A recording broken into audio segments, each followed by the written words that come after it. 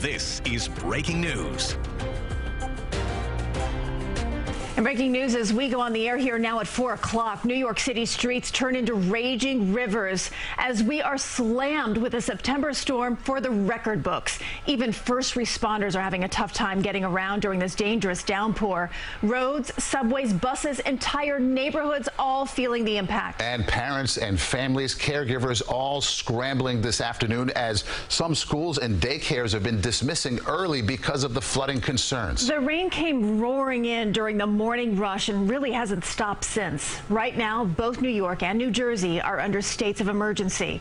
Good afternoon. I'm Christine Johnson. And welcome, everyone. I'm Maurice Dubois. We have team coverage spread out across the area for you. We'll be checking in with our reporters in just a moment. But first, a look at the conditions right now. Let's get over to Lonnie Quinn in our weather center with our first alert forecast. Okay, yeah, we still have heavy rain coming down in portions of the area. It was a day that has played out as expected, and I wish it had not. But the numbers, you know, when we were projecting some of these numbers, you know, you're scratching your head thinking, I hope that doesn't play out. Probably not going to play out. And you know what?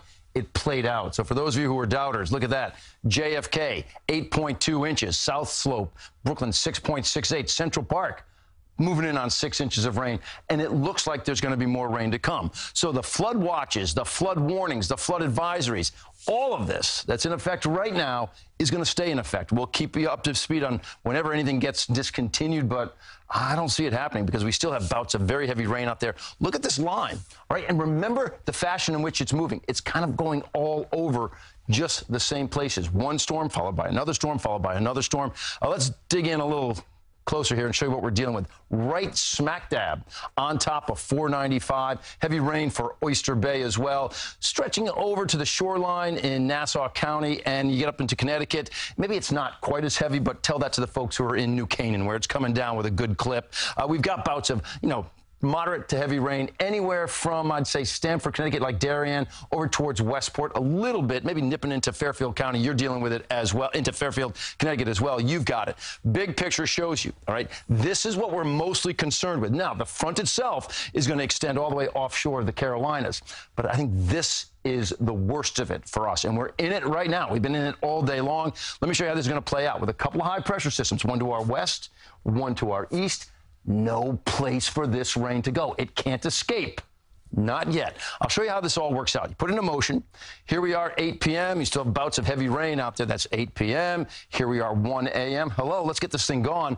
Not yet. Not yet. Okay, that's 1 o'clock in the morning.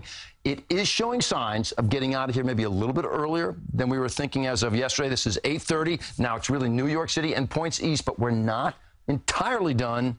But look at the picture by the time you say maybe 2 o'clock. It looks better. At 5 o'clock, you've actually got some clearing starting to take place. So Sunday's going to be a better day. But you're still dealing with wet weather. And look, imagine that. The numbers I just showed you, and I got you catching more rain until maybe noon or 1 o'clock tomorrow. So how much more? But remember, this is a projection on top of those verified numbers from the National Weather Service. We've picked up, you know, 8 inches of rain at JFK. Well, now we're talking about putting anywhere from a ½ an inch of additional rainfall to maybe closing in on 2 inches of rain for places like Brentwood.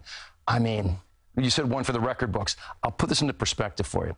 All right, you think of a big flooding event in New York City. Well, the two that come to mind are going to be Sandy, right? Most of that was storm surge, not freshwater flooding. But freshwater flooding, now you're thinking about Ida, right?